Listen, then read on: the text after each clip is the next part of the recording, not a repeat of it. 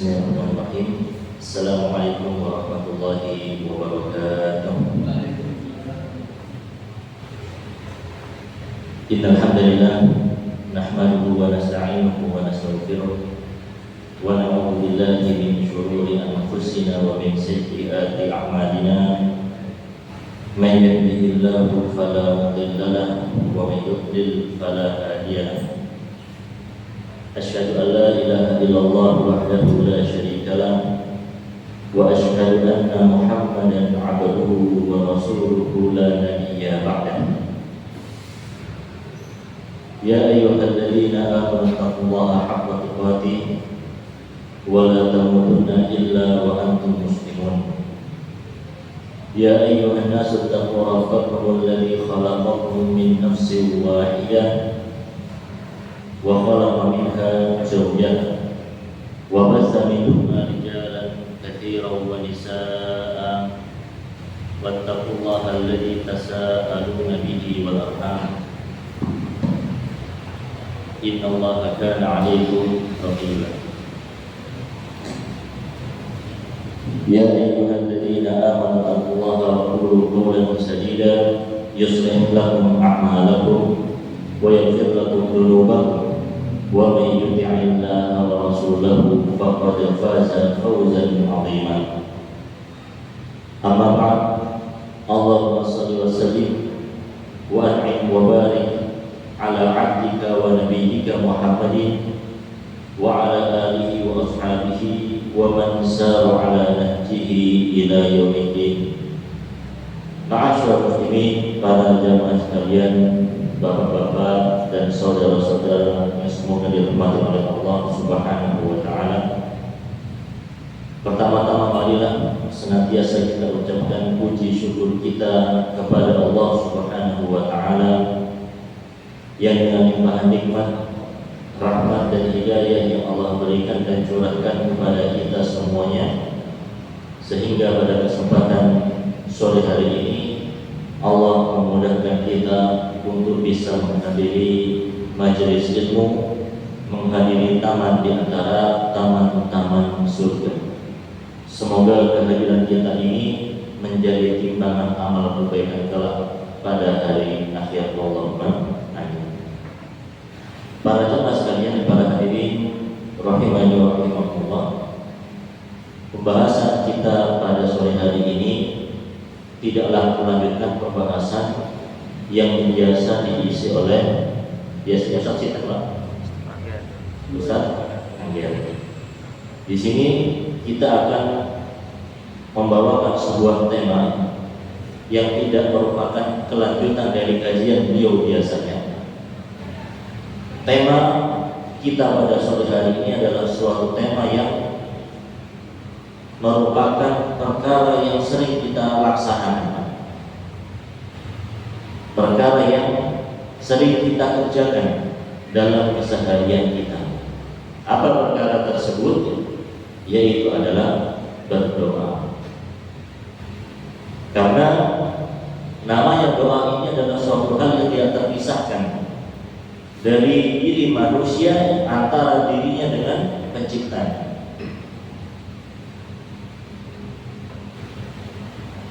Tidak bisa dipisahkan antara makhluk dengan Sang Khaliq penciptanya. Maka ini menunjukkan bahwasanya berdoa merupakan hal yang sangat penting, Pak. Saking pentingnya sampai tidak mungkin kita pisahkan dari kehidupan kita. Bahkan di dalam hadis-hadis Rasulullah SAW ataupun ayat-ayat Al-Quran menunjukkan bahwasanya memang doa ini adalah hal yang sangat penting bagi kehidupan kita. Insya Allah tidak ada di antara kita ini yang di hidupnya tidak pernah berdoa. Kita semua insya Allah sering berdoa, atau mungkin pernah berdoa. Terakhir kali berdoa kapan menjenang? Biasanya terakhir berdoa pas tanggal tua.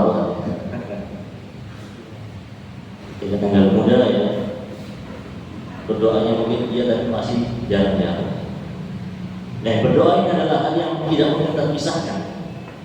Bahkan ini adalah merupakan suatu ibadah yang agung di dalam agama Islam. Makanya Rasulullah SAW beliau pernah bersabda, "Laisa syai'un akrama 'ala Allah min ad-du'a." Tidak ada sesuatu yang lebih mulia di sisi Allah daripada ibadah doa ini. Karena sesungguhnya sejatinya doa adalah ibadah itu sendiri. Dan manusia Allah ciptakan untuk tujuan ibadah. Maka tidak ada yang lebih mulia daripada ibadah. Di antara ibadah yaitu adalah doa itu sendiri. Di dalam hadis yang lainnya Rasulullah SAW beliau bersabda, "Afdalul ibadah ad-du'a." Ibadah yang paling utama adalah berdoa. Ibadah yang paling utama adalah berdoa. Menunjukkan betapa agungnya ibadah doa ini. Hanya saja terkadang memang sebagian kaum muslimin tidak sadar kalau doa itu merupakan ibadah.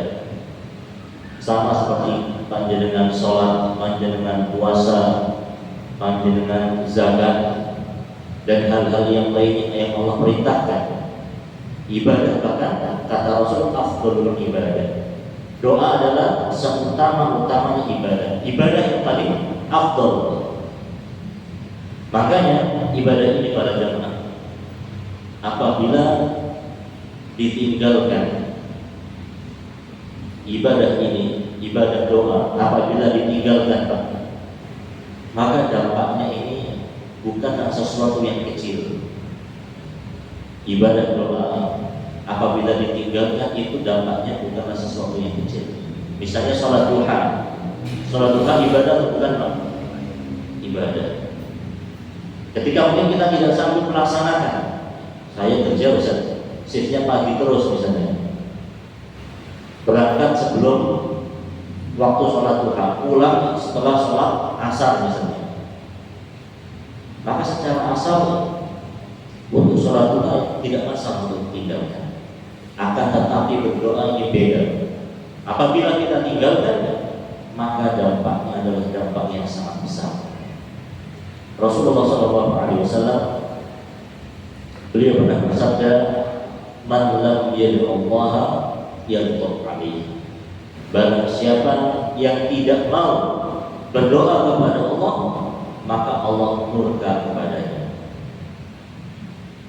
Dalam masalah sholat duha, Allah tidak mengatakan hal yang sama misalnya. Barang siapa yang tidak mau sholat duha, Allah murka, tidak. Tapi yang Allah katakan atau yang Rasul sabdakan di sini adalah, barang siapa yang tidak mau berdoa kepada Allah, Allah akan murka kepadanya. Nah, ini saja sudah menunjukkan sesuatu yang sangat-sangat besar. Tidaklah suatu hal, tidaklah suatu hal kita tinggalkan kemudian mendatangkan murkanya Allah, melainkan itu adalah hal yang besar. Tidaklah suatu hal kita tinggalkan kemudian menyebabkan murkanya Allah, melainkan itu adalah hal yang besar. Makanya para hadirin, para jamaah sekalian, rahimani wa rahimakumullah, jangan sampai kita ini sebagai seorang mukmin, sebagai seorang muslim ini kok lupa dengan berdoa. Padahal berdoa ini adalah sesuatu yang gratis.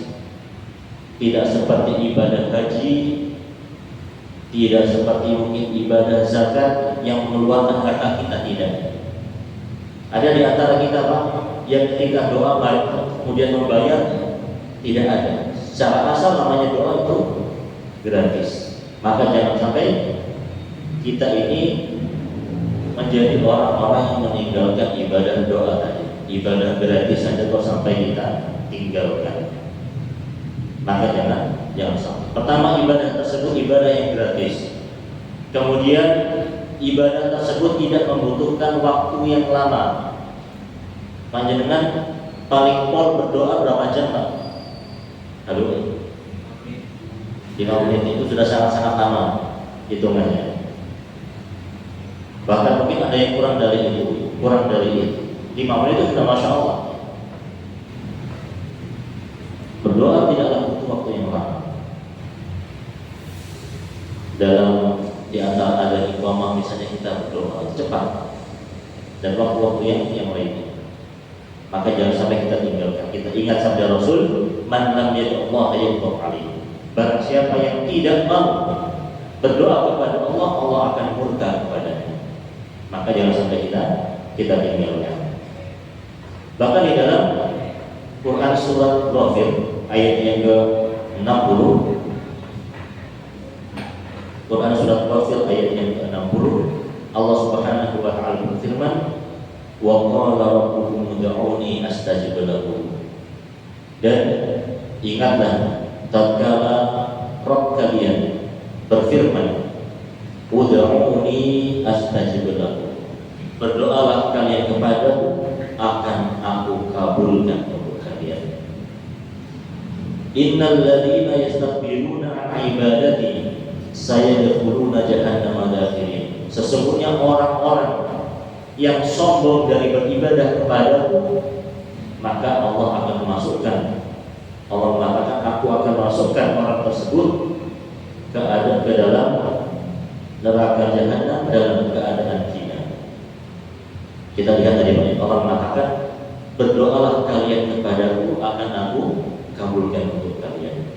Barang siapa sesungguhnya orang-orang yang sombong dari beribadah kepadaku. Nah, kata ibadah di sini maksudnya apa? Maksudnya adalah doa tadi. Seakan-akan Allah mengatakan, berdoalah kalian kepadaku, akan aku ijabahi, akan aku kabulkan. Nah, orang-orang yang tidak mau sombong berdoa dan berdoa kepada, tidak mau berdoa kepada orang-orang yang sombong, maka sesungguhnya akan aku masukkan ke dalam neraka jahanam dalam keadaan hina. Nah, ini balasan bagi orang-orang yang meninggalkan doa. Maka jangan sampai kita ini menjadi orang-orang yang meninggalkan ibadah doa. Kita sadar, kita pahami, kita sadari bahwasanya doa ini merupakan ibadah. Maka juga jangan sampai kita tinggalkan. Toh ibadah doa ini tidak Allah khususkan waktunya seperti sholat 5 waktu. Tidak Allah khususkan waktunya seperti puasa. Tidak Allah khususkan seperti haji misalnya, waktunya bebas. Sesempatnya kita, yang sesempatnya panjenengan bisa masuk saja, kapan saja berdoa. Maka jangan sampai kita terhindar dari yang namanya doa. Karena doa adalah suatu ibadah yang mulia, suatu ibadah yang agung, ibadah yang kurang, dan ibadah yang juga tidak butuh waktu lama. Bahkan bisa sewaktu-waktu kita bangun tidur misalnya, kita berdoa. Kemudian ketika seorang masuk ke dalam masjid, kita berdoa. Keluar masjid, kita berdoa. Tidak butuh waktu lama, sangat sebentar. Oleh karena itu, jangan sampai kita meninggalkan yang namanya doa tersebut. Nah, para hadirin, para jamaah sekalian, setelah kita mengetahui bahwasanya doa merupakan ibadah yang agung, ibadah yang mulia, maka yang perlu kita pahami di sini adalah apa saja terkait dengan adab-adab berdoa.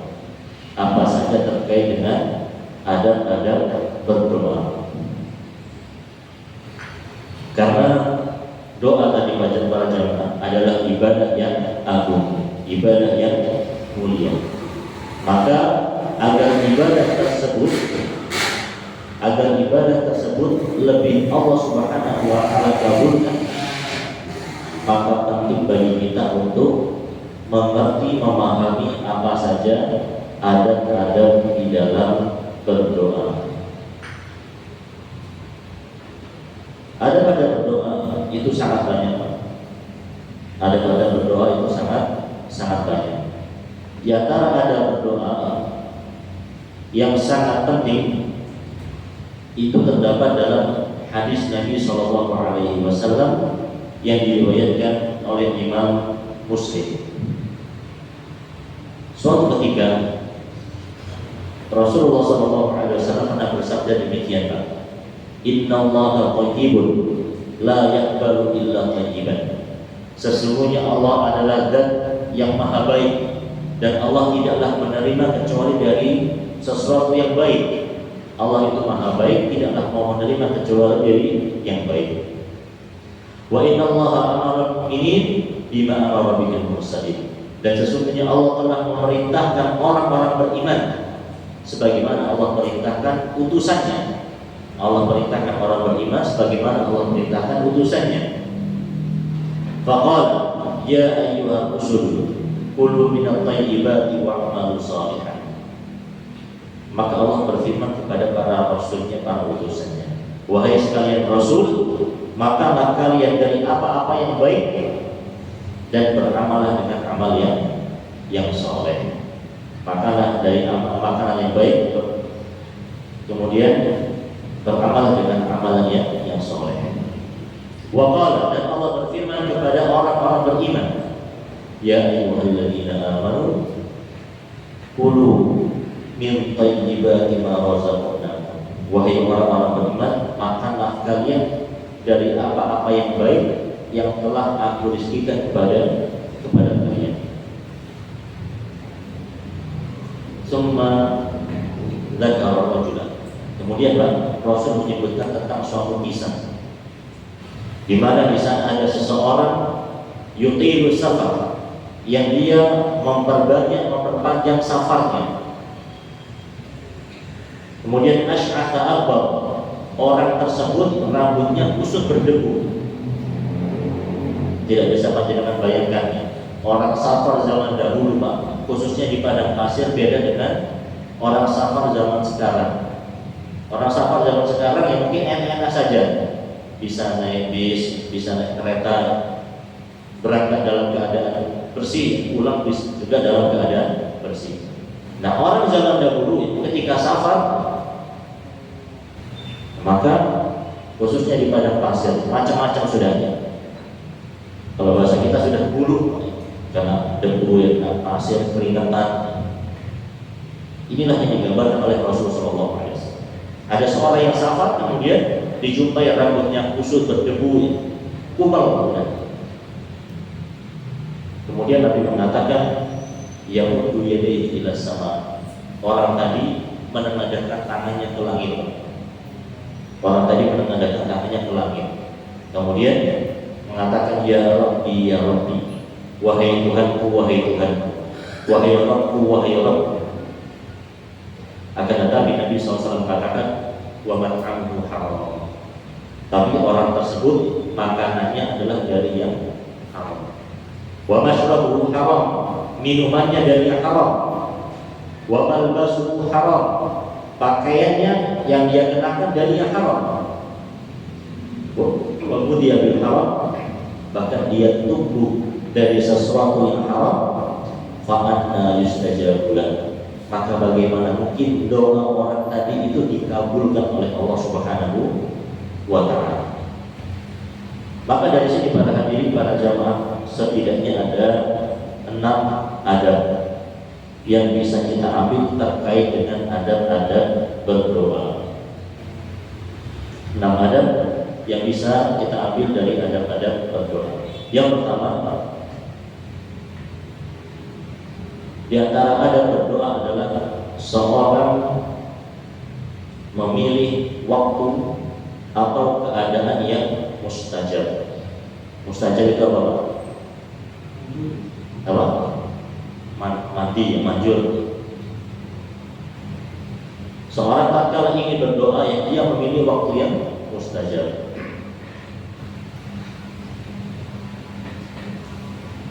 Sebagaimana kisah yang disebutkan Rasul tadi, beliau menyebutkan kisah tentang seorang yang sedang sedang safar.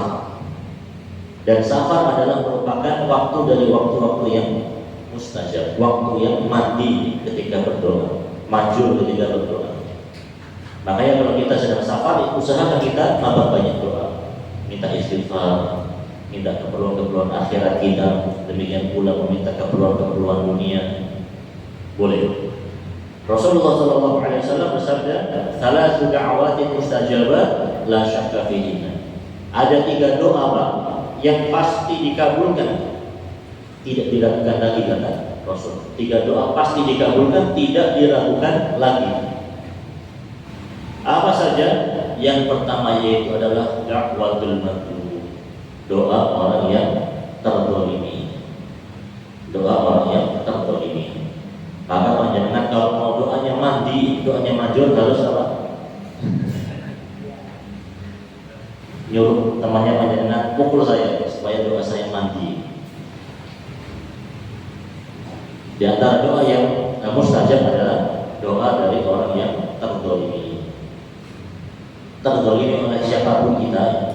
Tatkala kita merasa terzalimi, maka kita jangan lupa untuk mengangkat tangan. Ini adalah termasuk di antara waktu yang mustajab.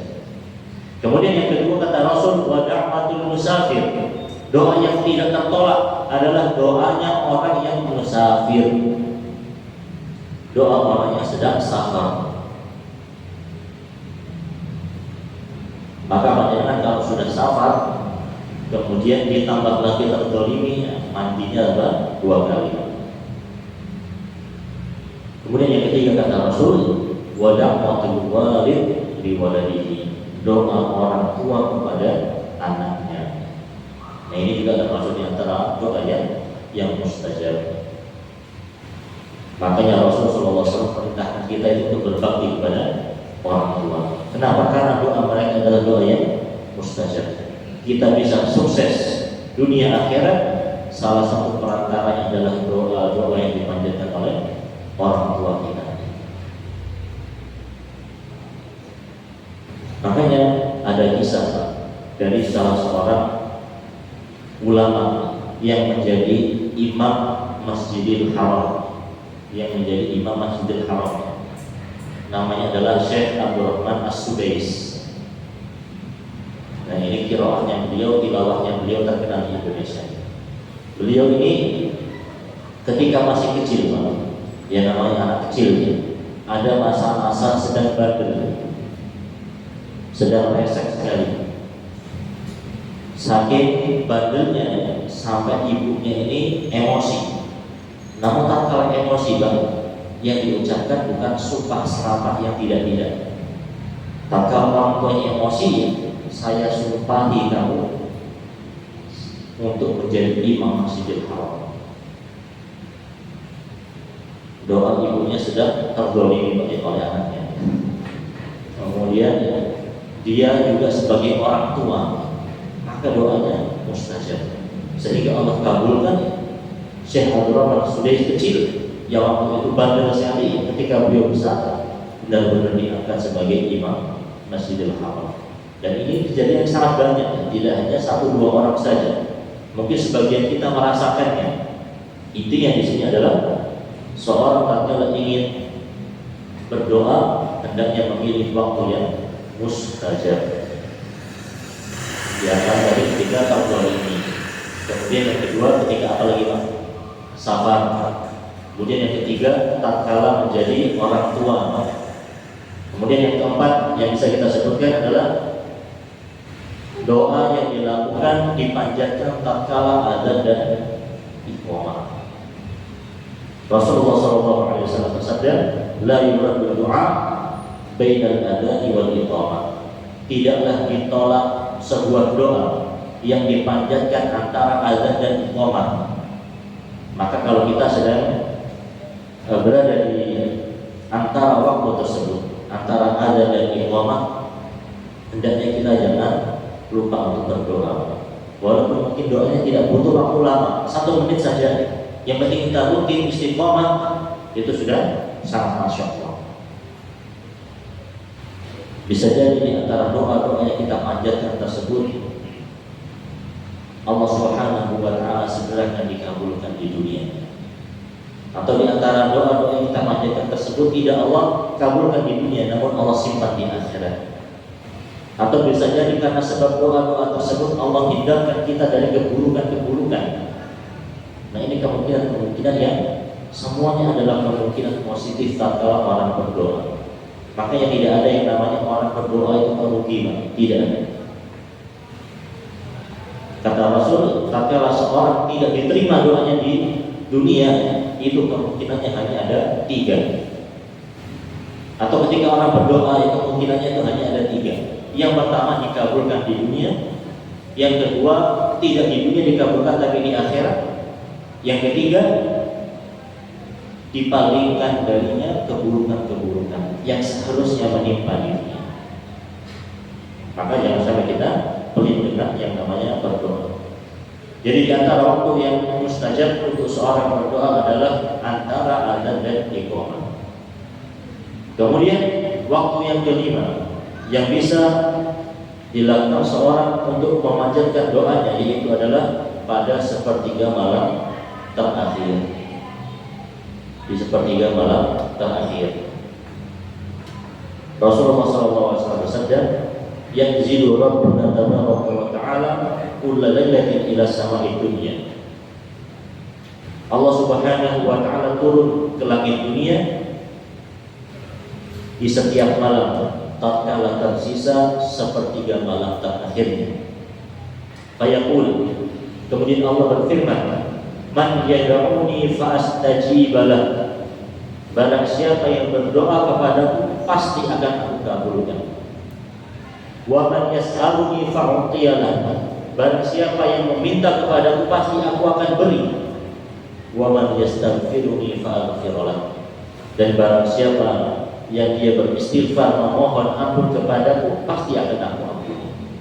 Menunjukkan di antara waktu mustajab adalah sepertiga malam terakhir.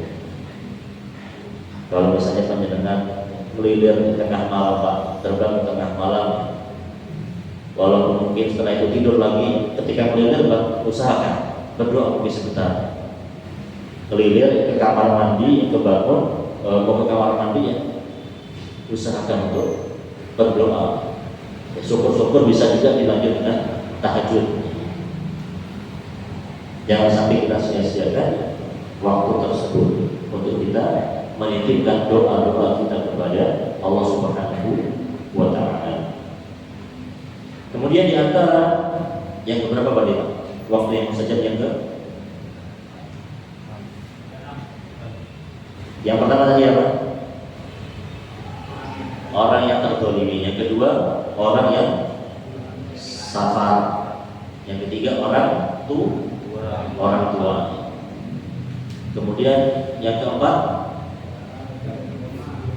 antara adzan dan iqamah. Yang kelima sepertiga malam. Yang keenam masih nyawa terlibat.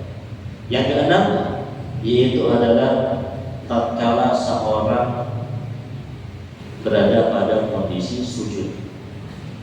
Tatkala seorang berada dalam kondisi sujud. Rasulullah SAW bersabda, "Aqrabu ma yakunul 'abdi min rabbih wa huwa sajid fa'kthiru du'a." Rasul mengatakan posisi terdekat seorang hamba dengan Rabb-nya itu adalah tatkala dia sujud. Kondisi paling dekat antara hamba dengan Rabb-nya adalah tatkala sujud. Apa pesan Rasul? Setelah itu beliau mengatakan fa'akhiru du'a, maka perbanyaklah kalian berdoa. Oleh karena itu para jamaah, para hadirin, kalau kita sujud maka usahakan kita titipkan doa-doa kita. Jangan cepat-cepat sujudnya. Sujud sudah mencurit selesai. Kalau bisa kita paham, ini adalah kata Rasul, kondisi di mana paling terdekat antara seorang hamba dengan Rabb-nya. Kondisi terdekat antara hamba dengan Rabb-nya adalah tatkala sujud.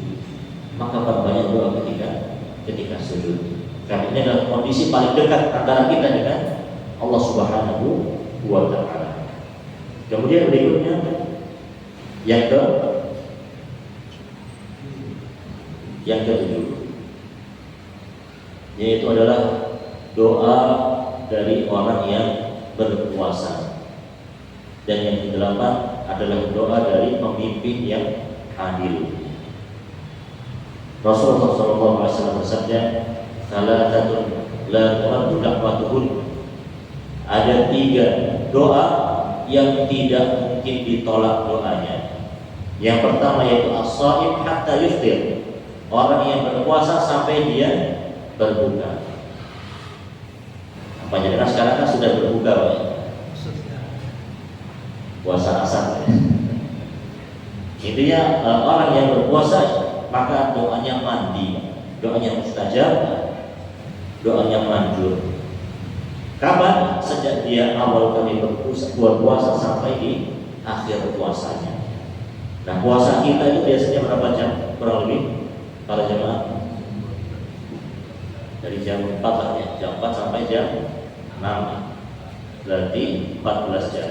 Bayangkan Pak, 14 jam kita diberikan waktu oleh Allah Subhanahu wa taala yang mustajab untuk berdoa, maka jangan disia-siakan. Toh kita doanya juga tidak lama-lama. Kita doa sedikit, yang penting adalah istiqomah. Kemudian wal imamul adil, doa yang tidak tertolak adalah doa dari pemimpin yang adil. Tatkala pemimpin tersebut adalah pemimpin yang adil, maka doanya adalah doa yang mustajab, doa yang dikabulkan oleh Allah Subhanahu wa taala.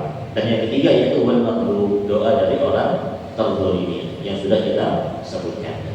Inti dari adab yang pertama di sini para jamaah, para hadirin, seorang tatkala dia ingin berdoa, maka usahakan berdoa di waktu yang mustajab di antara waktu-waktu tadi, dan masih banyak waktu-waktu yang lainnya yang tidak mungkin kita sebutkan pada kesempatan yang singkat ini. Kemudian adab yang kedua yang bisa kita ambil dari hadis di awal tadi, yaitu tatkala seorang berdoa, kita berdoa dalam keadaan merendahkan diri di hadapan Allah Subhanahu wa taala. Dari mana pelajaran ini? Dari kisah orang tadi, Pak. Hadis di awal Rasul menyebutkan kisah seorang yang safar. Kemudian orang tersebut keadaannya apa tadi, Pak? Kusut dan berdebu. Maka kata para ulama, kusut dan berdebu ini maksudnya adalah menunjukkan orang tadi benar-benar merasa butuh kepada Allah Subhanahu wa taala, benar-benar merendahkan dirinya kepada Allah Subhanahu wa taala. Maka tatkala kita berdoa, harus timbul di dalam hati kita, kita ini butuh kepada Allah Subhanahu wa taala. Bukan sekedar berdoa, bukan sekedar qomat kamil selesai, tidak. Namun kita benar-benar merasa butuh kepada Allah Subhanahu wa taala. Rasulullah SAW dia bersabda, "Ud'ullaha wa antum muqinuna bil ijabah." Berdoalah kalian kepada Allah dan kalian yakin Allah akan mengabulkan doa-doamu. Jadi dalam berdoa kita harus yakin. Demikian pula kita harus merasa butuh kepada Allah Subhanahu wa taala. Kemudian Nabi mengatakan, wa'lamu annallaha la yaqbalu du'aan min qalbin ghafilin lahin. Dan ketahuilah Allah tidaklah menerima doa dari seorang yang hatinya lalai dan tidak serius. Allah tidaklah menerima doa dari seorang yang lalai dan tidak serius. Maka kita tatkala berdoa, usahakan untuk kita serius, benar-benar merasa butuh kepada Allah Subhanahu wa taala. Makanya kalau kita mungkin merasa, Ustaz, saya ini sudah sering berdoa, bahkan mungkin di waktu-waktu yang mustajab, tapi doa saya tidak dikabul-kabulkan, maka kita cek, kita kira-kira serius tidak dalam berdoa, serius tidak di dalam meminta, benar-benar merasa butuh ataukah tidak kepada Allah Subhanahu wa taala. Karena Nabi tadi mengatakan, wa'lamu annallaha la yaqbalu du'aan min qalbin ghafilin lahin. Ketahuilah Allah tidaklah menerima doa dari hati yang tidak serius dan lalai tatkala berdoa. Kemudian adab yang berikutnya para jamaah, adab yang ketiga, yaitu adalah tatkala seorang berdoa, dia berusaha untuk menengadahkan tangannya ke langit, menengadahkan tangannya ke langit. Dari mana adab ini? Diambil dari kisah orang tadi. Tapi tadi Nabi menyebutkan orang tersebut berada dalam kondisi safar. Kemudian yang kedua, keadaannya kusut dan berdebu. Kemudian yang ketiga, kata Rasul, orang tersebut mengangkat tangannya ke langit.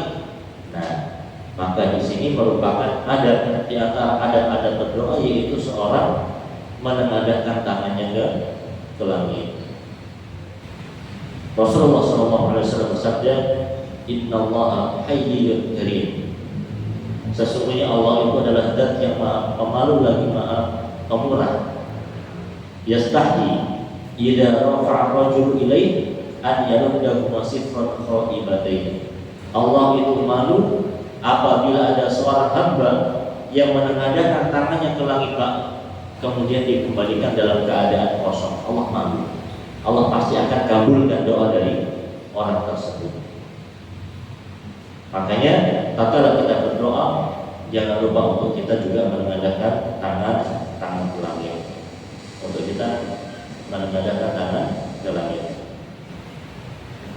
Kemudian adab yang kelima, itu berapa, Pak? Adab yang yang pertama tadi apa? Halo. Berdoa di waktu yang mustajab. Kemudian yang kedua, berdoa dalam keadaan merasa butuh kepada Allah Subhanahu wa taala. Yang ketiga, dalam keadaan menengadahkan tangan ke langit. Yang keempat, berikutnya adalah seorang mengulang-ulang doanya. Maka kalau panjangnya doa bukan hanya cukup satu kali doa kemudian selesai, tidak. Kita ulang-ulang doa tersebut. Hari ini belum dikabulkan, kita doa besok lagi. Dari mana adanya ini? Diambil dari kisah tadi. Tadi Rasul menyebutkan kisah seorang yang pertama dia safar. Kemudian dalam keadaan rambutnya kusut berdebu. Kemudian yang ketiga dia menengadahkan tangannya ke langit. Kemudian yang keempat dia mengulang-ulang ya Rabbi, wahai Tuhanku. Dia ulang-ulang terus. Maka di antara adab seorang ketika berdoa itu diulang-ulang. Jangan hanya sekali doa kemudian selesai, tidak. Kita ulang-ulang doa tersebut karena dengan kita mengulang doa itu pun ini benar-benar menunjukkan kita merasa butuh kepada Allah Subhanahu wa taala. Pun Rasulullah mencontohkan juga demikian, Pak. Rasul saja, Pak, yang doanya benar-benar mandi, benar-benar mustajab, doanya tidak sekali dua kali. Beliau tatkala berdoa itu minimal diulang sebanyak 3 kali, itu minimal. Sebagaimana disebutkan oleh sahabat Ibnu Mas'ud radhiyallahu anhu, beliau pernah mengatakan kana idza da'a thalathan wa idza sa'ala thalathan. Dahulu baginda Rasul, Kanjeng Rasul, tatkala berdoa beliau mengulangi sebanyak 3 kali. Tatkala meminta sesuatu kepada Allah, beliau mengulangi sebanyak 3 kali. Nah, kita ini yang bukan Rasul, yang bukan keponakannya Rasul,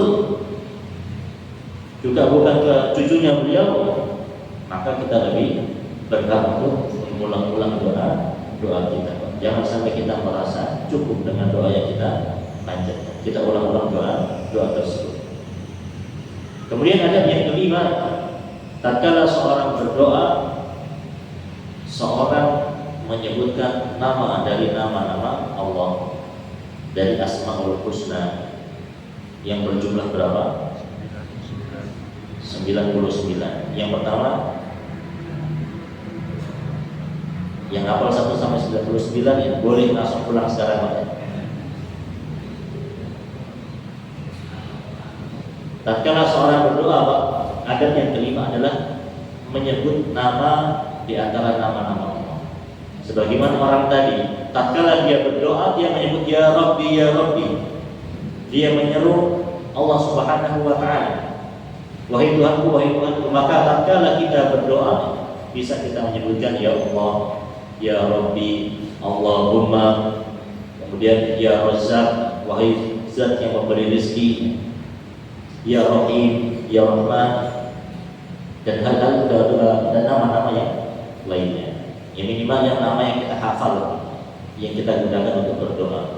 Ya Allah, ya Rahman, ya Karim, ya Rahim, hamba ingin berdoa demikian dan demikian, dikabulkanlah. Maka ini termasuk di antara adab-adab berdoa. Allah Subhanahu wa taala berfirman di dalam Quran surat Al-A'raf ayat yang ke-18, "Walillahil asmaul husna fad'uhu biha." Allah memiliki nama-nama yang baik yang berjumlah 99 yang kita ketahui. Maka berdoalah dengannya. Berdoalah dengannya.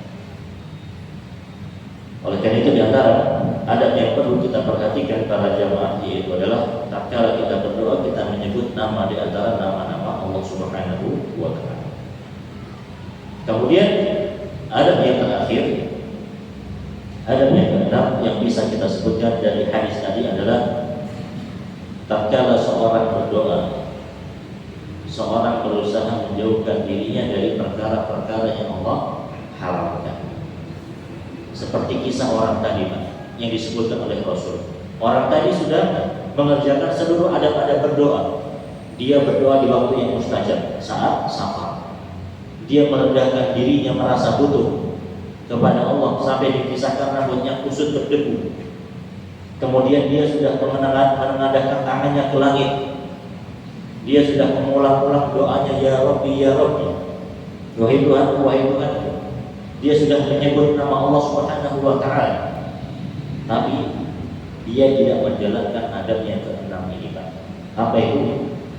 Rasul mengatakan wa mat'amuhu haram, makanannya haram. Wa mashrabuhu haram, minumannya haram. Wa malbasuhu haram, pakaiannya dan yang haram. Wa ghudhiya bil haram, bahkan dia tumbuh dari sesuatu yang haram. Fa'anna yustajabu lahu, maka bagaimana mungkin doa orang tadi dikabulkan oleh Allah Subhanahu wa taala. Maka termasuk di antara cara untuk agar doa kita lebih dikabulkan oleh Allah Subhanahu wa taala, kita menjauhkan diri dari perkara-perkara yang Allah haramkan, baik berupa perkataan, perbuatan, makanan, minuman, intinya semua hal. Makanya di kalangan sahabat itu, Pak, ada sahabat namanya Sa'ad bin Abi Waqqas. Beliau ini terkenal sahabat yang doanya mesti mujarab, mustajab, mandi. Tatkala beliau berdoa sesuatu pasti dikabulkan oleh Allah.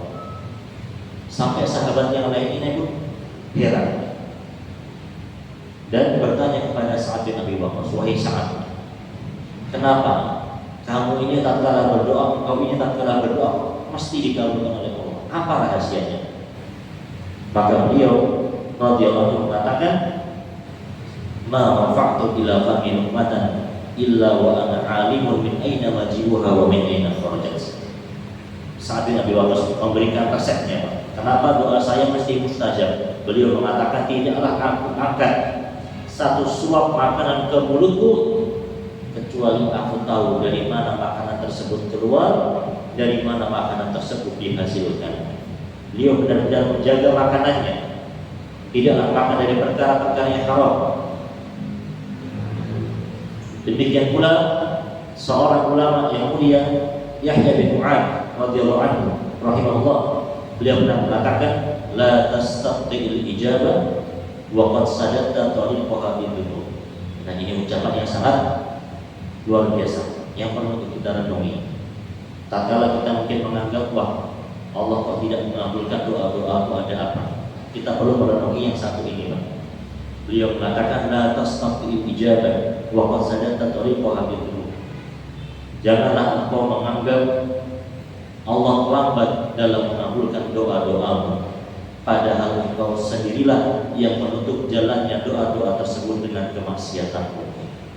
Ini adalah ungkapannya sangat indah dari Yahya bin Mu'adz, al-Imam Yahya bin Mu'adz rahimahullah. Jangan engkau menganggap Allah lambat dalam mengabulkan doa-doamu, padahal engkau sendirilah yang menutup jalannya doa-doa tersebut dengan kemaksiatanmu. Ini beberapa adat para hadirin para jemaah sekalian yang bisa kita ambil dari hadis yang mulia tadi. Semoga yang sedikit ini bisa kita praktekkan dan tentunya menambah semangat kita dalam berdoa, dan kita mempraktekkan adab-adab doa tersebut sehingga doa-doa yang kita kabulkan, yang kita panjatkan lebih dikabulkan oleh Allah Subhanahu wa taala. Mungkin ini saja yang bisa kita sampaikan pada pertemuan sore hari ini.